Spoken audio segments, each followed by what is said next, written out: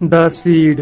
कहानी की शुरुआत में हम तीन लड़कियों को देखते हैं जिनका नाम हैदर, चार्लेट और डेइद्रे होता है। हमें पता चलता है कि वो तीनों मीटियोर शावर देखने के लिए हैदर के डैड के फार्म हाउस पर आ रहे थे, जो कि एक रेगिस्तान वाले इलाके में था। डेइद्रे एक सोशल मीडिया इन्फ्लुएंसर होती है, जिस वजह से वो घर पहुंचते वक्त ही अपनी लाइव वीडियो शुरू कर देती है। चार्लेट एक सिंपल लड़की होती है, जिस वजह से उसके पास एक पुराना फोन होता है। लाइव वीडियो में डेइद्रे उस फोन की मजाक बनाने लगती है। लाइव वीडियो के बाद चार्लेट उससे कहती है कि तुम्हें ऐसा नहीं कहना चाहिए था। इस पर डेइद्रे कहती है कि तुम हो ही इतनी सिंपल। खैर अब वो तीनों पूल में एंजॉय करने लगती हैं। यहाँ चार्लेट हैदर से पूछती है कि क्या उसने पहले कभी मीटियोर शावर देखा है। इस पर वो कहती है कि उसने कोस्टा रिका में एक बार देखा है और वो काफी अच्छा एक्सपीरियंस था। अब रात में मीटियोर शावर होने का टाइम हो चुका था और वो तीनों घर से बाहर आकर नजारे को देखने लगती हैं। डेइद्रे इस सीन को लाइव दिखाना चाहती थी, लेकिन इस वक्त वहाँ सिग्नल नहीं आते। खैर इसके बाद वो मीटियोर वाले नजारे को देखकर काफी खुश होती है। अब वो तीनों पूल के पास बैठकर ड्रिंक करने लगती हैं। यहाँ डेइद्रे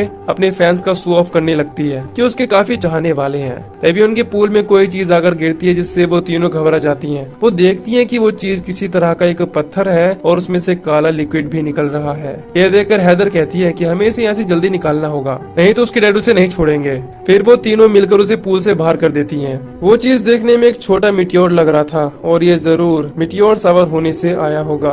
उसके अंदर से उन्हें काफी गंदी बदबू आने लगती है। डेइद्रे दोनों से कहती है कि उसे लगता है कि ये प्लेन से फेंका गया कबाड़ा है, लेकिन दोनों उसकी बात नहीं सुनते। तभी चार्लेट देखती है कि इस चीज का एक फेस भी है। उन्हें लगता है कि यह शायद एक एनिमल है। इसके बाद चार्लेट बुक्स में उसके बारे में चेक करने लगती है। इसी बीच हम देखते हैं कि उस चीज में कोई अजीब तरह का रेडिएशन है, जिस वजह से उनके फोन भी चलने बंद हो जाते हैं। हैदर उस चीज को लेकर घबराने लगती है कि अगर उस चीज को उसके डैड ने देख लिया तो उसकी खैर नहीं। इसके बाद डेइद्रे उसे शांत कराकर बेड पर सुला देती है। डेइद्रे दोनों से कहती है कि हमें उस चीज से दूर रहना होगा, हो सकता है कि उसके पास जाने से हमें कोई बीमारी हो जाए। सुबह में डेइद्रे देखती है कि इस वक्त उसका फोन खराब पड़ा है, जिस वजह से वो कहती है कि हमें लैंडलाइन पर फोन करके रिपेयर वाले को बुलाना चाहिए, लेकिन यहाँ लैंडलाइन भी नहीं होती। फिर चार्लेट बताती है कि शायद उस चीज में कोई मैग्नेट है जो फोन बंद कर रही है, लेकिन डेइद्रे को उसकी बातें मजाक लगने लगती हैं। वो अपना फोन न चलने की वजह से परेशान होने लगती है कि वो अब क्या करेगी। उसके फैंस उसकी पोस्ट का वेट कर रहे होंगे। खैर अब वो उस चीज को देखने बाहर आते हैं, लेकिन वो चीज वहाँ नहीं थी जहाँ उन्होंने उसे रात देखा था। वो देखती है कि वो चीज मूवमेंट करके वहाँ से चली गई है। फिर वो उस काले लिक्विड का पीछा करती हुई उस तक पहुँच जाती है। अब वो जैसे उसे मारने के लिए जाती है, तभी यहाँ एक ब्रैड नाम का लड़का आ जाता है, जो कि एक माली है और वो अपने भाई के बदले आज ड्यूटी पर आया था। वो तीनों डिसाइड करती हैं कि वो ब्रैड से बात करके उस चीज को ठिकाने लगा देगा। हैदर उसके पास जाती है और चीज को वहाँ से हटाने को कहती है। वो उसे पैसों का लालच भी देती है, जिसके बाद ब्रैड उस चीज को देखकर उसे वहाँ से हटाने से मना कर देता है। वो उनसे डील करता है और शर्त रखता है कि उसे एक किस चाहिए, और वो भी चार्लेट की। इसके बाद ही वो उस चीज को हटाएगा। वो ऐसा ही करती है और चार्लेट उसे किस करने पहुंच जाती है। अब जैसे ही वो लड़का उसे किस करता है, उसे काफी अच्छा लगता है, क्योंकि उसने अपनी लाइफ में पहली बार किसी को किस किया था। इसके बाद वो उस चीज को उठाने चला जाता है। वो उसे एक पॉलीथिन पर रख देता है और एक नॉर्मल चीज समझकर किक मार देता है। उसके किक मारने की वजह से वो चीज जिंदा होकर चिल्लाने लगती है, जिसे देखकर ब्रैड जल्दी से वहाँ से भाग जाता है। यह देखकर हम समझ जाती हैं कि ये एक एलियन है। तीनों डिसाइड करती हैं कि वो उसे मार डालेंगी, लेकिन चार्लेट किसी भी इनोसेंट एनिमल को मारने से मना करती है। वो एलियन काफी भारी होता है, जिस वजह से वो उन तीनों से काफी मुश्किल से खींच पाता है। इसके बाद वो उसे वहीं बाहर छोड़कर अंदर आ जाती हैं। कुछ देर में वो पूल के पास आकर डांस करने लगती हैं। चार्लेट को अब भी उस एलियन की चिंता हो रही थी।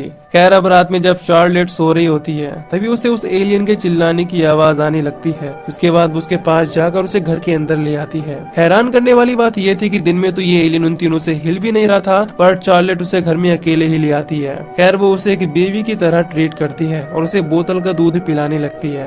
अगले दिन डेइद्रे उस चीज को घर में देखकर चार्लेट पर काफी गुस्सा होती है और उससे पूछती है कि उसे वो घर में क्यों लाई। इस पर वो बताती है कि ये रात में रो रहा था, इसी वजह से वो उसे अंदर लाई, लेकिन हैदर उसे फौरन घर से बाहर करने को कहती है। इसके बाद चार्लेट उसे उठाने लगती है, लेकिन तभी वो एलियन जोरों से चिल्लाने लगता है, जिसकी वजह से तीनों को परेशानी होने लगती है। देखने से लग रहा था कि एलियन उनके घर से बाहर जाना ही नहीं चाहता।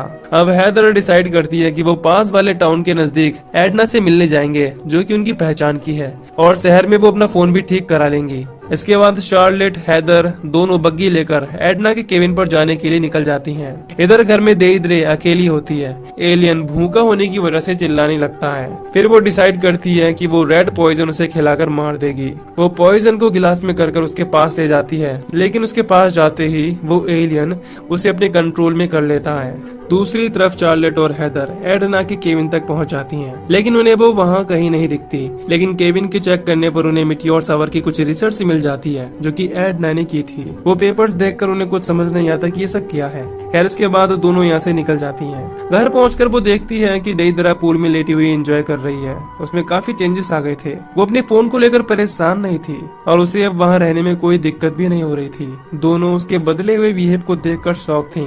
देइद्रे अब काफी अजीब तरीके से खाना खाने लगी थी। खाना खाने के तुरंत बाद ही देइद्रे एक्सरसाइज करने आ जाती है और वो शाम होने तक लगातार एक्सरसाइज करती रहती है। रात में सोते हुए हैदर को देइद्रे की आवाजें आने लगती हैं। इसके बाद वो उन आवाजों का पीछा करते हुए उसके कमरे में चली जाती है। वहाँ वो देखती है कि देइद्रे उसी क्रीचर के साथ इंटीमेट हो रही थी और उस क्रीचर के काफी बड़े बड़े टेंटिकल भी निकल गए थे। वो क्रीचर हैदर को भी वहाँ देख लेता है और उसे भी कंट्रोल में करके उसके साथ भी इंटीमेट होने लगता है।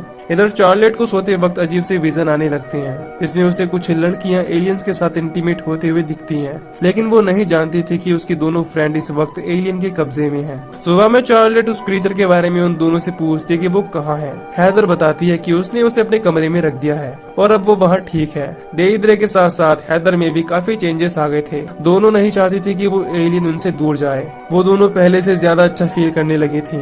अब चार्लेट को लगने लगता है कि शायद इन्होंने नशा कर रखा है। वो दोनों से कहती है कि कल उसे जॉब पर जाना होगा, नहीं तो उसकी जॉब जा सकती है। इस पर दोनों उसे इग्नोर करने लगती हैं। इसके बाद चार्लेट उस क्रीचर को देखने आती है जो कि इस वक्त हैदर के बेड पर लेटा हुआ था। वो उसे दूर से ही देखकर बाहर आ जाती है। वो अपनी फ्रेंड से गुस्सा होने लगती है क्योंकि वो उसकी बात को सीरियसली नहीं ले रही थी। अब वो डिसाइड करती है कि वो एडना के ट्रक को लेकर आएगी और अपना सामान लेकर यहाँ से चली जाएगी। इसके बाद वो बग्गी लेकर केविन के पास आ जाती है और ट्रक को चेक करने लगती है, लेकिन उसे ट्रक की चाबी कहीं नहीं मिलती। इस वजह से वो चाबी लेने केविन में आ जाती है। वहाँ उसे चाबी तो नहीं मिलती, लेकिन उसी एलियन का एक स्केच मिलता है जो कि उनके घर में था। वो समझ जाती है कि ये एलियन मीटियोर शावर होने की वजह से आया है। ये देखकर वो घबराने लगती है। तभी उसे केबिन की पीछे की दीवार पर कुछ खून लगा हुआ दिखता है। वो चेक करने बाहर आती है तो उसे एडना की डेड बॉडी मिलती है। देखने से लग रहा था कि उसने खुद ही सुसाइड कर लिया हो। इधर हम देइद्रे को देखते हैं जो कि काफी एग्रेसिव हो गई थी और हैदर भी कच्चे एग्स खा रही थी। चार्लेट जल्दी से उन दोनों के पास आती है और कहती है कि हमें यहाँ से जल्दी जाना होगा। वो उन्हें बताती है कि एडना ने सुसाइड कर लिया है, लेकिन इस बात का उन पर कोई असर नहीं होता। इस वजह से उसे एलियन पर गुस्सा आने लगता है। वो उस एलियन के पास जाती है। उसे देखकर एलियन उसे भी अपने कंट्रोल में करके सीड्यूस करने लगता है, लेकिन आखिरी वक्त पर वो उसके कंट्रोल से बाहर आ जाती है।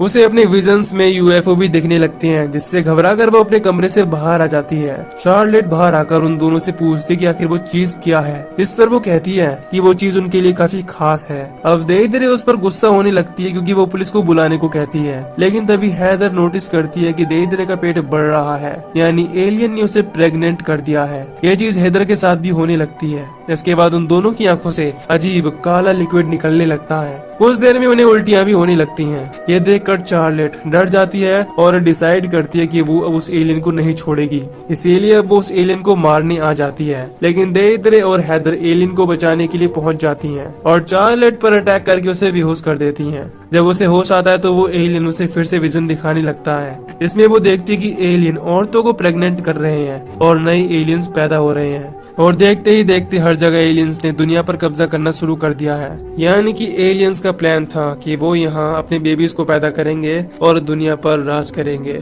चार्लेट विजन से बाहर आती है और एक रोड लेकर एलियन पर अटैक करके उसे बुरी तरह मार देती है। वो अब समझ चुकी थी कि उसके दोस्तों के जीने का कोई फायदा नहीं है, क्योंकि वो एलियंस के कंट्रोल में है और उनके बेबीज को जन्म देने वाली है। इसके बाद वो बग्गी लेकर उन्हें मारने निकल जाती है। रास्ते में उसे हैदर भागती हुई दिख जाती है। इससे वो पहले बग्गी से हिट कर देती है, लेकिन साथ ही वो ऐसा करते हुए दुखी भी हो रही थी। अब वो हैदर के पास जाती है जो कि अभी मरी नहीं थी। फिर वो उसके सर पर रोड से अटैक करके उसे मार डालती है। इसके बाद में वो देईद्रे के पीछे जाती है और उस पर भी अटैक करने लगती है, लेकिन तभी वहाँ एक काऊ बॉय आ जाता है और उन्हें लड़ते हुए देख लेता है। उसे लगता है कि चार्लेट एक प्रेग्नेंट लेडी को मार रही है। इस वजह से वो अपनी गन लेकर चार्लेट के कंधे पर शूट कर देता है, जिससे वो वहीं बेहोश हो जाती है। खैर अब वो काउबॉय देईद्रे को लेकर अपनी कार की तरफ आने लगता है। कुछ देर बाद चार्लेट को होश आ जाता है और वो देखती है कि देईद्रे ने उस काउबॉय को मार दिया है। फिर वो उसकी कार में से उसकी गन ले लेती है और देईद्रे को मारने आ जाती है।